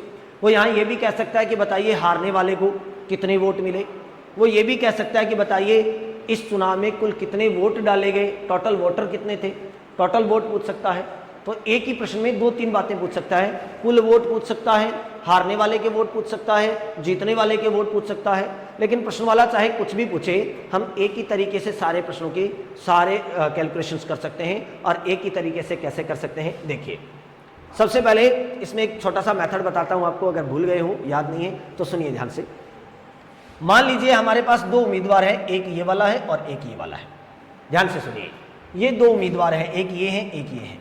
अगर मैं कहूं कि इन दोनों को बराबर बराबर वोट मिल जाए, इन दोनों को 50-50% वोट मिल जाए, बराबर बराबर वोट मिल जाए, तो इनका रिजल्ट क्या रहेगा, इसको भी 50% मिले और इसको भी 50% मिले।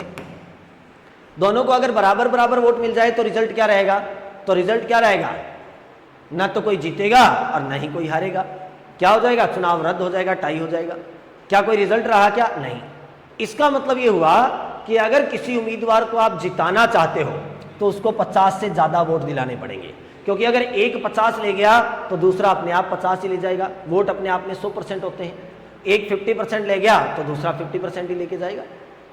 अगर किसी को जिताना चाहते हो तो 50 से ज्यादा वोट दिलाने पड़ेंगे, अगर किसी को हराना चाहते हो तो 50% से कम वोट दिलाने पड़ेंगे। ये तो तय है और यही बात प्रश्न वाले ने कही है।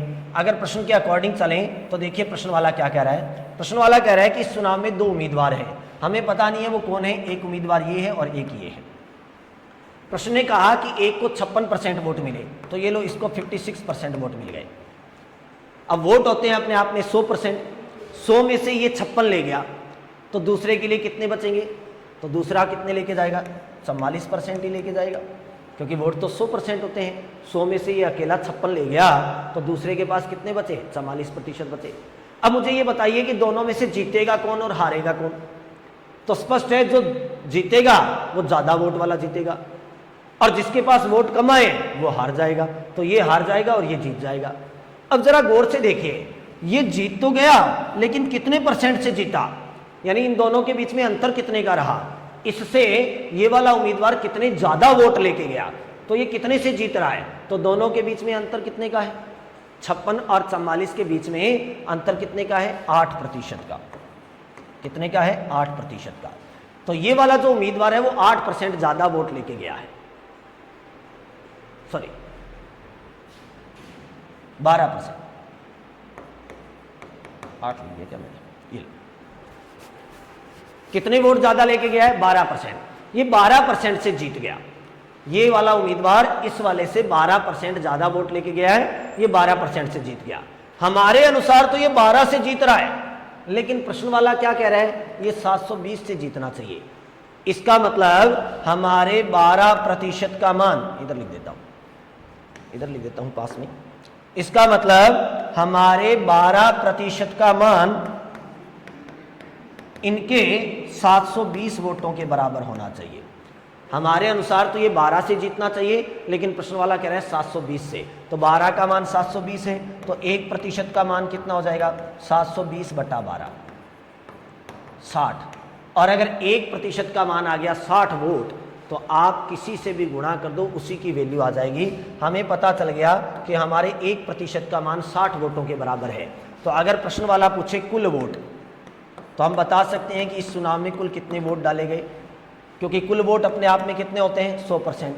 1 का मान 60 है तो 100 का मान कितना हो जाएगा, 6000। इस चुनाव में कुल कितने लोगों ने वोट डाले, 6000। अगर प्रश्न वाला पूछे जीतने वाला, कि जीतने वाला कितने वोट लेके गया, तो जीतने वाला, ध्यान से देखिए, जीतने वाला कितने वोट लेके गया, 56। कितने लेके गया, 56%। 1 का मान अगर 60 है तो 56% का मान कितना होगा, गुणा कर दो, 6 6 36, 3 6 5 30 और 3 33, 3360 वोट। अगर प्रश्न वाला पूछे हारने वाला, तो हारने वाला कितने वोट लेके गया, देखिए हारने वाला उम्मीदवार कितने वोट लेके गया, 44%। 1 का मान 60 है तो 44 का मान कितना हो जाएगा, 4 6 24, 4 6 24 और 2 2640 वोट। कितने लेके गया, 2640 वोट।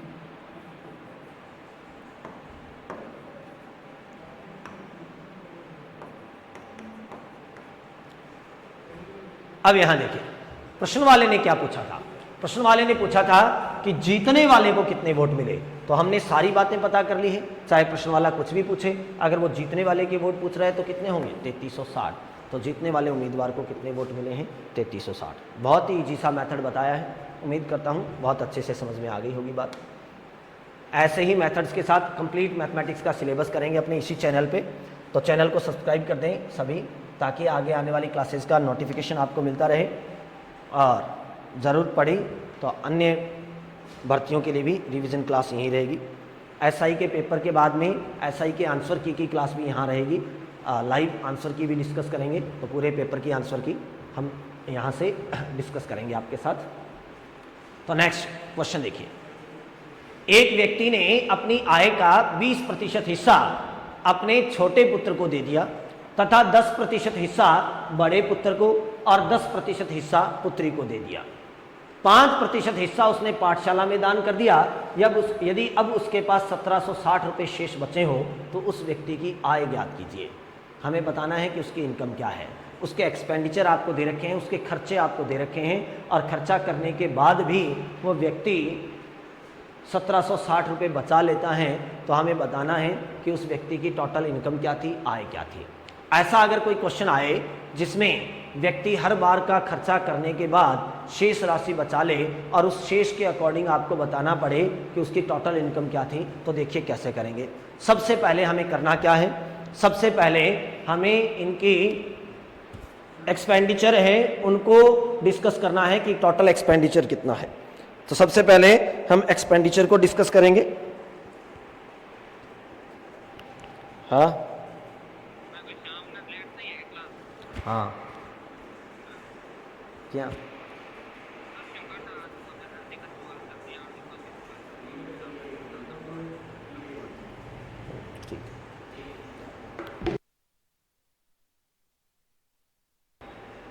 तो देखिए, इस प्रकार के प्रश्नों को सॉल्व करने के लिए हमें करना क्या है, सबसे पहले उसके खर्चे को डिस्कस करते हैं कि उसने टोटल कितना खर्चा कर दिया।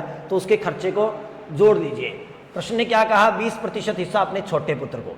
तो छोटे पुत्र को कितना हिस्सा मिला, छोटे पुत्र को कितना हिस्सा मिला 20%। फिर उसने क्या कहा 10% बड़े पुत्र को, बड़े पुत्र को कितना हिस्सा मिला 10%। फिर उसने क्या कहा पुत्री को कितना हिस्सा मिला 10%, पुत्री को कितना हिस्सा मिला 10%। फिर उसने क्या कहा पाठशाला, पाठशाला में कितना हिस्सा दान कर दिया, तो पाठशाला में उसने दान कर दिया 5%। पाठशाला में उसने कितना दान कर दिया 5%। अब इसका कुल खर्चा जोड़ दीजिए कि कुल खर्चा कितना कर दिया इसने, कुल खर्च। अगर इसके कुल खर्च की बात करें तो इसने टोटल कितना खर्च कर दिया 20, 10, 30 और 10, 40 और 5, 45%। इसका कुल खर्चा कितना है 45%। उसने टोटल 45% अपनी आय में से खर्चा कर दिया। अगर 45% उसने खर्चा कर दिया तो पता कीजिए उसके पास शेष कितना बचना चाहिए, तो शेष राशि कितनी बचनी चाहिए। तो टोटल इनकम होती है अपने आप में 100%, 100 में से खर्चा हो गया 45, तो इसका मतलब शेष राशि कितनी बचनी चाहिए 55%। शेष राशि कितनी बचनी चाहिए 55%। अगर शेष उसके पास 55% बचती हैं तो अब देखिए प्रश्न वाला क्या बता रहा है कि उसके पास 1760 बचने चाहिए। हमारे अनुसार तो उसके पास 55% बचने चाहिए, लेकिन प्रश्न वाले के अनुसार 1760 बचने चाहिए। इसका मतलब हमारे 55% का मान इनके 1760 के बराबर है। तो 1% का मान कितना हो जाएगा 1760 बटा 55। सॉल्व कर दो, 1% का मान आ जाएगा 1760 बटा 55।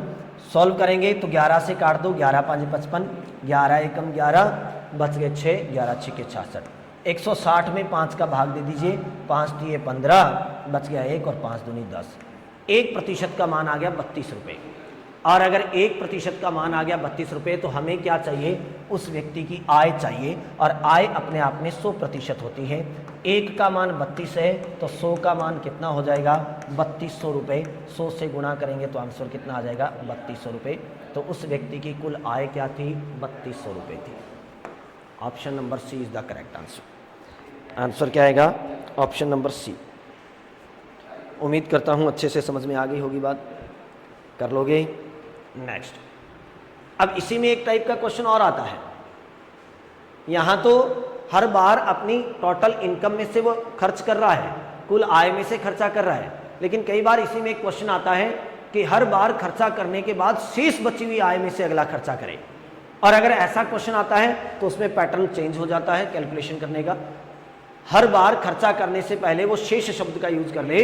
अगर वो ये कह दे कि शेष बची हुई आय में से अगला खर्चा किया है तो पैटर्न चेंज हो जाएगा। ये ध्यान रखना। ये दोनों प्रकार के प्रश्नों को डिस्कशन किया है हमने पहले क्लास में। जैसे अगला प्रश्न देखिए, हर बार शेष बची हुई आय में से अगला खर्चा करे तो प्रश्न को कैसे करते हैं। नेक्स्ट क्वेश्चन, एक व्यक्ति अपनी आय का 20% हिस्सा अपने छोटे पुत्र को दे देता है तथा शेष का, अब की बार देखो देखने में क्वेश्चन सेम लग रहा है लेकिन पैटर्न चेंज हो गया है।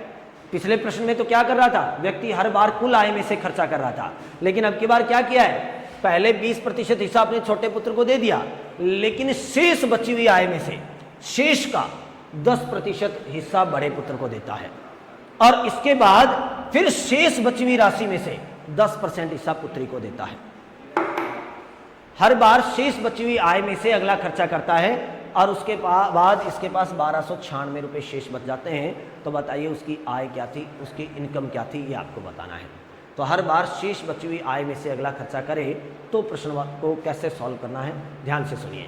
अगर शेष शब्द का यूज हो जाए, कहीं पे भी रिमेनिंग वैल्यू का यूज हो जाए, शेष शब्द आ जाए, तो उस टाइप के क्वेश्चन को कैलकुलेट करने के लिए हमें क्या करना है, यहाँ दे रखा है खर्चा, और खर्चे का मतलब क्या होता है, आय में कमी हो जाना, क्योंकि हम अपनी आय में से अगर खर्च कर देते हैं तो आय कम हो जाती है, घट जाती है।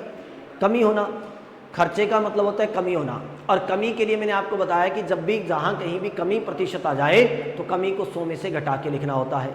तो इस टाइप के क्वेश्चन में जहाँ शेष शब्द का यूज किया जाए, वहाँ जितना जितना व्यक्ति खर्चा करता है उतना उतना 100 में से घटा के लिखेंगे, और जितनी बार खर्चा करता है उतनी बार गुणा में लिखते रहेंगे।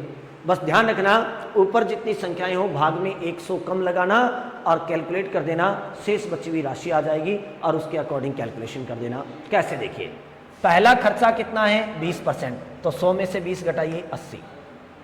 दूसरा खर्चा कितना है 10%, और खर्चे का मतलब कमी, कमी को 100 में से घटा के लिख दो, 100 में से 10 घटाओगे 90। तीसरा खर्चा कितना है 10%, 100 में से 10 घटाइए फिर 90। तीन ही बार खर्चा किया है तो हमने 3 बार खर्चे को 100 में से घटा के लिख दिया। ऊपर 3 संख्याएं हैं तो बटा में 100 कितनी बार लगाओगे, 2 बार। सॉल्व कर दो, शेष बची हुई राशि आ जाएगी। 0 से 0 काटो, 0 से 0 काट दो, 0 से 0 काट दो। 9 का 9 से गुणा करोगे 81, 81। 81 का 8 से गुणा करोगे तो 8 एकम 8, 8 8 64 बटा 10। 648 में 10 का भाग दोगे तो उत्तर आएगा 64.8। ये लो, ये जो हमारे पास आंसर आया है ये खर्चा करने के बाद शेष बची हुई राशि आई है। ये व्यक्ति खर्चा करने के बाद शेष 64.8 रुपये बचाता है या 64.8% बचाता है। हमारे अनुसार तो ये 64.8 बचा रहा है, लेकिन प्रश्न वाला कितना कर रहा है 1296। इसका मतलब हमारे 64.8 का मान इनके 1296 के बराबर है। तो हमारे 1 का मान कितना हो जाएगा 1296 बटा 64.8। पॉइंट हटाने के लिए ऊपर 10 लगा दो, सॉल्व कर दो। 648 दूना 1296 तो कितना आ जाएगा, 1 का मान 20 के बराबर आ जाएगा। अगर हमारे 1 का मान इनके 20 के बराबर है तो आय होती है अपने आप में 100%। तो 100 का मान कितना हो जाएगा, 1 का मान 20 है तो 100 का मान कितना हो जाएगा, 20 का 100 से गुणा कर दो, आंसर हो जाएगा 2000। तो इस व्यक्ति की आय क्या थी 2000 रुपये। इस व्यक्ति की आय क्या थी 2000 रुपये। Option number C is the correct answer. उम्मीद करता हूँ अच्छे से समझ में आ गई होगी बात। कर लोगे? तो ध्यान रखना, जहाँ शेष शब्द का यूज हो जाए वहाँ प्रश्न चेंज हो जाता है, उसका पैटर्न चेंज हो जाता है। ठीक है, चलो नेक्स्ट अगला क्वेश्चन।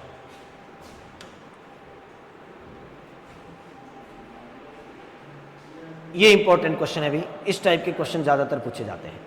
क्वेश्चन क्या है, एक व्यक्ति अपनी आय का 20% खर्च करता है तथा शेष बचा लेता है। एक व्यक्ति है अपनी आय का 20% खर्चा करता है और शेष बचा लेता है।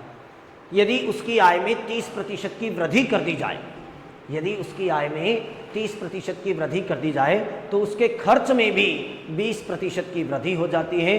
तो बताइए उसकी बचत में कितने प्रतिशत की वृद्धि अथवा कमी हुई। बहुत अच्छा प्रश्न है।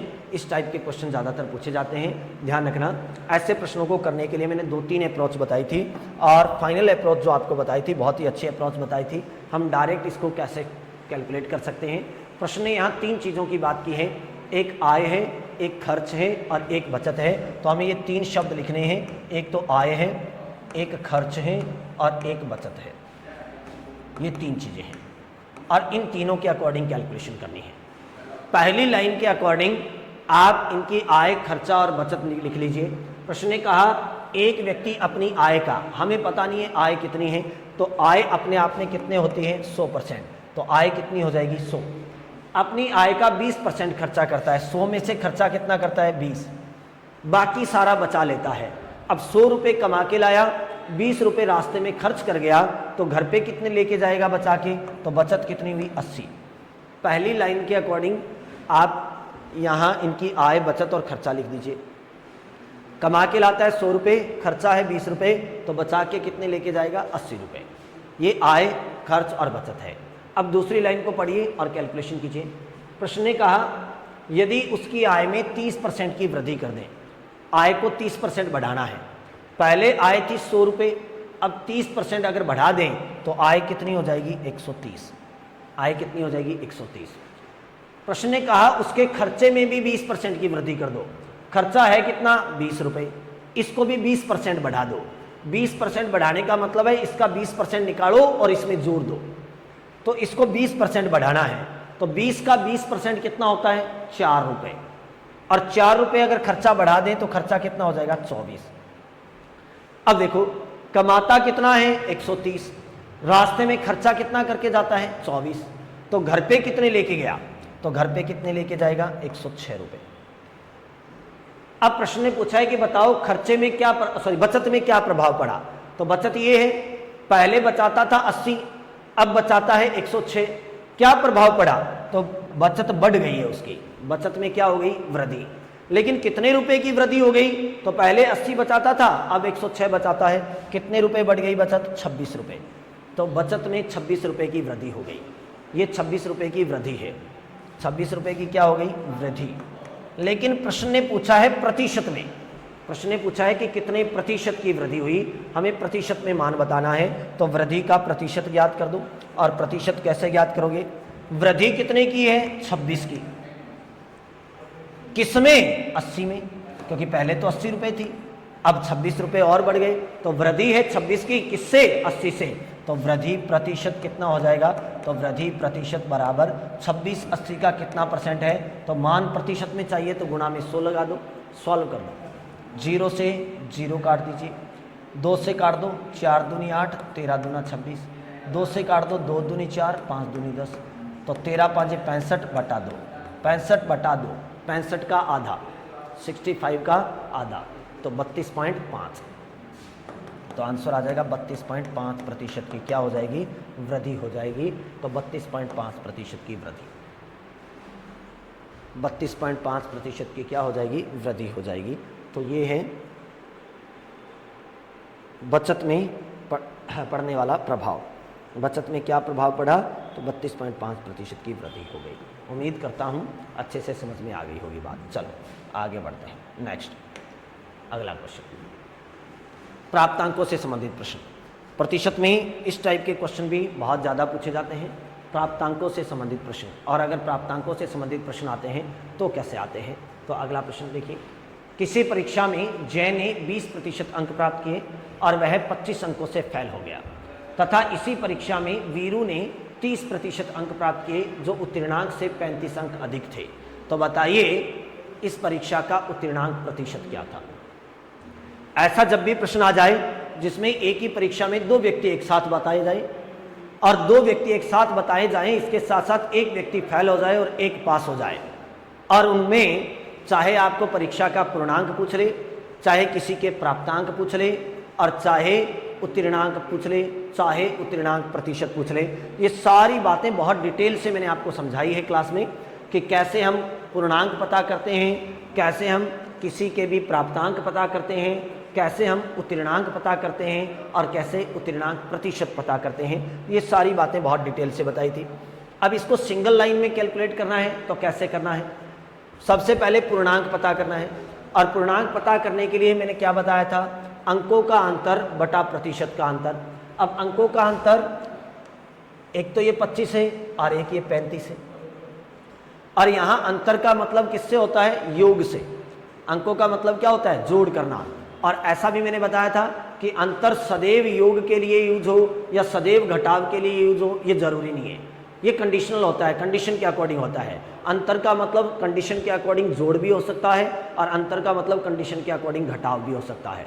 तो यहाँ अंकों का अंतर का मतलब है इन दोनों का जोड़ करना है, इनका सम करना है। तो 25 और 35 को जोड़िए 60 बटा प्रतिशत का अंतर, इन दोनों का अंतर 20 और 30 को घटाइए 10 और गुणा 100 से गुणा कर दो, 0 से 0 काट दो, आंसर आ गया 600। ये 600 क्या है? पूर्णांक है। इस परीक्षा का पूर्णांक अगर पूछे तो आंसर आएगा 600। परीक्षा कितने नंबर की थी? 600 नंबर की थी। यहीं से आगे कैलकुलेट कर लो। परीक्षा थी 600 नंबर की। अब किसी एक के अकॉर्डिंग चल लो, चाहे जे के अकॉर्डिंग चल लो, चाहे वीरू के अकॉर्डिंग चल लो। किसी एक के अकॉर्डिंग आपको प्राप्तांक पता करना है, किसी एक के अनुसार। अगर जय के अनुसार करना चाहते हो तो जय ने 20% अंक लिए, किसमें से? 600 में से। तो 600 का 20% पता कर लो कितना होता है। 600 का 20% पता कर लो तो 600 का अगर 20% निकालोगे तो कितना हो जाएगा? 120। तो जय ने 120 नंबर ले लिए। अब जय 120 नंबर लेके भी 25 से फेल हो गया। इसका मतलब अगर ये 25 नंबर और ले लेता तो ये पास हो जाता। तो पास होने के लिए कितने नंबर चाहिए थे? 145। पास होने के लिए कितने नंबर चाहिए थे? 145। ये है परीक्षा का उत्तीर्णांक। लेकिन हमें चाहिए प्रतिशत में, तो नंबर चाहिए 145। कितने में से? 600 में से। तो टोटल परीक्षा 600 की। मान प्रतिशत में चाहिए तो 100 से गुणा कर दो, 2 0 से 2 0 काटो, 145 में 6 का भाग दे दो। 6 दूनी 12, बच गए 2 25, 4 6 24, शेष बच गया 1/6%। तो 24 सही 1/6%, ऑप्शन नंबर बी। अब ये जरूरी नहीं है कि इस क्वेश्चन में आप जय के अकॉर्डिंग चलो, आप वीरू के अकॉर्डिंग भी यहाँ कैलकुलेशन कर सकते हो। कैसे? अंकों का अंतर 60, प्रतिशत का अंतर 10, गुणा 100 सॉल्व करोगे तो पूर्णांक आ जाएगा 600। ये तो कॉमन ही रहेगा, क्योंकि किसी के अनुसार सॉल्व करें पूर्णांक चेंज नहीं होगा, उत्तीर्णांक चेंज नहीं होगा और उत्तीर्णांक प्रतिशत भी चेंज नहीं होगा। सबके लिए सारे मापदंड बराबर रहते हैं। अब यहाँ सारे मापदंड अगर बराबर है सबके लिए तो पूर्णांक भी उतना ही आएगा। अब अगर वीरू के अनुसार चलना चाहते हो तो वीरू ने कितने % नंबर लिए? 30%। तो 600 का 30% निकाल लो, 180 नंबर ले लिए इसने। अब ये 180 नंबर ले गया जो पास होने से 35 ज़्यादा थे। इसका मतलब अगर ये 35 नंबर कम भी ले लेता तो भी पूरा पास हो जाता। तो पास होने के लिए कितने नंबर चाहिए? तो 180 में से 35 घटा दो तो आंसर आएगा 145। पास होने के लिए नंबर चाहिए 145। पास होने के लिए नंबर चाहिए 145, तो ये क्या आ गया? उत्तीर्णांक। 145 कितने में से चाहिए? 600 में से। मान चाहिए प्रतिशत में तो 100 से गुणा कर दो। सॉल्व करोगे 2 0 से 2 0 काटो, 6 का भाग दोगे तो आंसर 24 सही 1/6%। आप किसी के भी अकॉर्डिंग कैलकुलेशन कर लो, आंसर इतना ही आना है, चाहे जय के अनुसार चल लो चाहे वीरू के अनुसार। और ऐसे प्रश्नों को डिटेल में कैसे करना है पूरी डिटेल से मैंने बताया था क्लास में, बहुत अच्छे से समझाया था कि ऐसा क्यों होता है, ऐसा कैसे करते हैं, ऐसा किस लिए करते हैं। ये सारी बातें मैंने बहुत अच्छे से समझाई थी। नेक्स्ट, और देखिए प्रतिशत में कैसे कैसे क्वेश्चन बन सकते हैं। अगला प्रश्न देखिए। प्रश्न कहता है संतरे के मूल्य में 25% की कमी हो जाने से एक व्यक्ति 144 रुपये में 4 संतरे अधिक खरीद सकता है, तो संतरों का घटा हुआ मूल्य बताइए। इस टाइप के क्वेश्चन बहुत पूछे जाते हैं। अभी प्रेजेंट टाइम में कोई एग्जाम हुआ था, उसमें चीनी से संबंधित कोई प्रश्न पूछा गया था, चाय से संबंधित, वीडियो मेन एग्जाम में, वीडियो का जो एग्जाम हुआ था अब की बार, उसमें चीनी से चाय से संबंधित प्रश्न पूछा गया था, सेम इस टाइप का। तो ऐसे प्रश्न बहुत ज़्यादातर पूछे जाते हैं और इस टाइप के क्वेश्चंस की कैलकुलेशन हम कैसे कर सकते हैं, तो आइए बात करते हैं इस प्रकार के प्रश्नों की। तो एक बार क्लास को सभी लाइक कर दीजिए, चैनल को सब्सक्राइब कर दीजिए और जैसा कि मैंने आपको बताया था कि एसआई की आंसर की हम साथ साथ आपको लाइव करवाएंगे इस चैनल पे। तो अगली आने वाली वीडियोज़ के लिए आप यहाँ चैनल को सब्सक्राइब कर दें ताकि आपको नोटिस मिलता रहे। चलो, नोटिफिकेशन मिलता रहेगा अगले आने वाली क्लासेस का। संतरे के मूल्य में 25% की कमी हो जाने से एक व्यक्ति 144 रुपए में 4 संतरे अधिक खरीद सकता है, तो संतरों का घटा हुआ मूल्य बताइए। सबसे पहले तो ये देखिए कि घटा हुआ मूल्य क्या होता है। घटे हुए मूल्य का मतलब क्या होता है, तो घटे हुए मूल्य का मतलब होता है घटने के बाद शेष बचा हुआ मूल्य, घटने के बाद शेष बचा हुआ मूल्य। तो जैसे ही संतरे का मूल्य घट गया तो उसके बाद मूल्य बचा कितना है ये हमें बताना है। तो घटने के बाद शेष बचा हुआ मूल्य, लेकिन घटने के बाद शेष बचा हुआ मूल्य हम तब ज्ञात कर सकते हैं जब हमें इनिशियल प्राइस पता हो, उसका प्रारंभिक मूल्य पता हो। जब तक आपके पास इनिशियल प्राइस नहीं है तब तक आप ये रिड्यूस्ड प्राइस फाइंड नहीं कर सकते, आप यहाँ पे घटा हुआ मूल्य नहीं ज्ञात कर सकते। और ऐसे प्रश्नों में आपको दोनों चीजें पूछी जा सकती है, इनिशियल प्राइस भी पूछा जा सकता है यानी प्रारंभिक मूल्य, और रिड्यूस्ड प्राइस भी पूछा जा सकता है यानी घटा हुआ मूल्य। तो दोनों बातें मैं एक ही प्रश्न में सिखा देता हूं। अगर आपको चाहिए प्रारंभिक मूल्य इनिशियल प्राइस, तो प्रारंभिक मूल्य ज्ञात करने के लिए आप क्या करेंगे, डायरेक्ट अप्रोच बताता हूं, कमी बटा 100 माइनस कमी, कमी को 100 में से घटा के लिखना है, इनटू रुपए बटा केजी। ये डायरेक्ट अप्रोच अप्लाई कर दोगे। अब अगर कोई वस्तु किलोग्राम में है तो यहां किलोग्राम लिख देना, और कोई वस्तु मात्रात्मक है जिसकी मात्रा आ रही है, जैसे 4 संतरे काउंटेबल ना है, अगर काउंटेबल है तो उनकी काउंटिंग यहां लिखना है, अगर नॉन काउंटेबल है तो उनकी आपको मात्रा दी जाएगी, जैसे 5 किलो है 4 किलो है तो आप 5 किलो 4 किलो लिख देना। ऐसा नहीं हो कि मैंने यहाँ केजी लिखवा दिया तो आप संतरे को भी केजी मानते फिरे, आप ये कहें कि 4 संतरे हैं और लगभग 4 संतरों का 1 किलो होता है तो यहाँ 1 किलो रख दे, नहीं, यहाँ काउंटेबल है तो 4 संतरों की जगह 4 ही रखेंगे।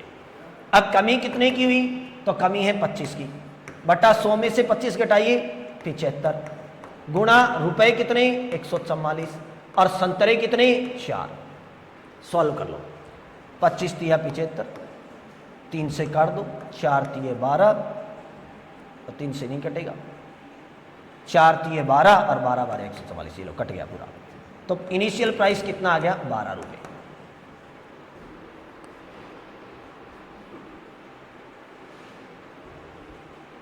इनिशियल प्राइस कितना आ गया 12 रुपये, ये प्रारंभिक मूल्य। जैसे ही प्रारंभिक मूल्य आपके पास आ गया तो हमें ये पता चल गया कि संतरे पहले 12 रुपए का एक संतरा था, क्या था 12 रुपए का एक संतरा। अब हमें प्रति संतरा घटा हुआ मूल्य बताना है, तो संतरे का घटा हुआ मूल्य। अब घटा मूल्य ज्ञात करने के लिए आपके पास 2 तरीके हैं। पहला तरीका तो ये है कि 12 रुपए का एक संतरा था, इसमें 25% की कमी हो गई, तो 12 रुपयों का 25% निकालो और इसमें से घटा दो, और 25% का मतलब होता है चौथा हिस्सा, तो 12 रुपयों का चौथा हिस्सा होता है 3 रुपये, तो इसमें से 3 रुपये कम कर दो तो घटा हुआ मूल्य आ जाएगा 9 रुपये। और अगर ऐसे नहीं करना है तो प्रारंभिक मूल्य था 12 रुपये, ये अपने आप में 100% है, इसमें 25% की कमी हो गई तो 75% बच गया, तो इसका 75% याद कर दो। कमी कितने की हुई 25 की, तो 100 में से 25 घटाओगे 75, तो ये 75% बचेगा, तो हल कर दो, 25 से काट दो, 25 तिया 75, 25 चौका 100, 4 एकम 4, 4 तिया 12, आंसर आ गया 9 रुपये।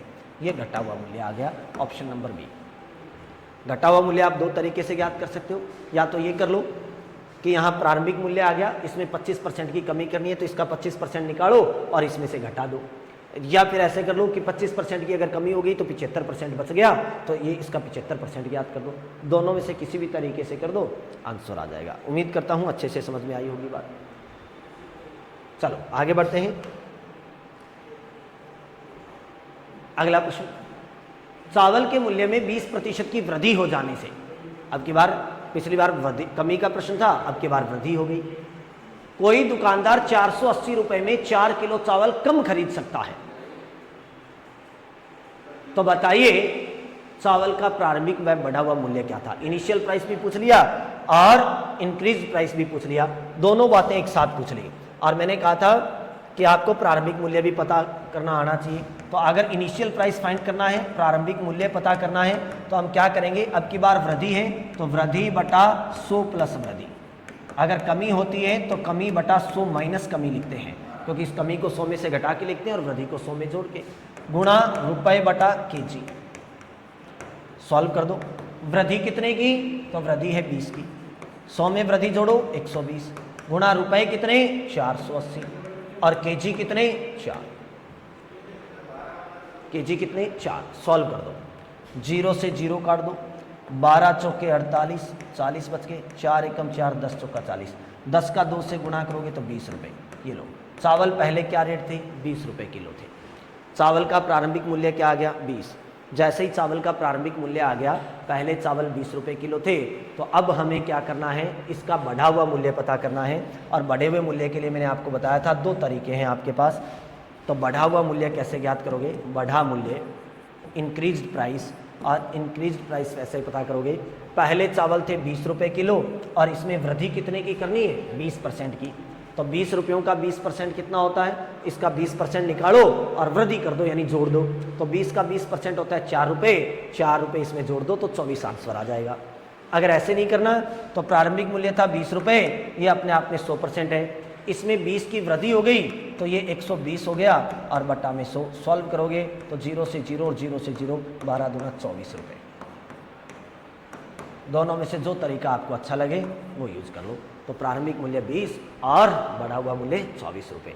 उम्मीद करता हूँ अच्छे से आपको समझ में आई होगी बात, कर लोगे। तो ये था प्रतिशत तक का चैप्टर, और प्रतिशत तक के चैप्टर का हमने बहुत अच्छे से रिवीजन कर लिया है। उम्मीद करता हूँ ये क्लास आपके लिए अच्छी रही होगी। अगर क्लास अच्छी लगी है तो चैनल को सब्सक्राइब कीजिए, क्लास को लाइक कीजिए। अगली क्लास में हम एसआई और सीआई से संबंधित प्रश्न करेंगे, सिंपल इंटरेस्ट और कंपाउंड इंटरेस्ट से रिलेटेड क्वेश्चन करेंगे, और उन क्वेश्चनों में रिवीजन के लिए देखते हैं कि कैसे कैसे प्रश्न आते हैं। तो मिलते हैं अगली क्लास में, तब तक के लिए धन्यवाद, नमस्कार, जय हिंद, जय भारत।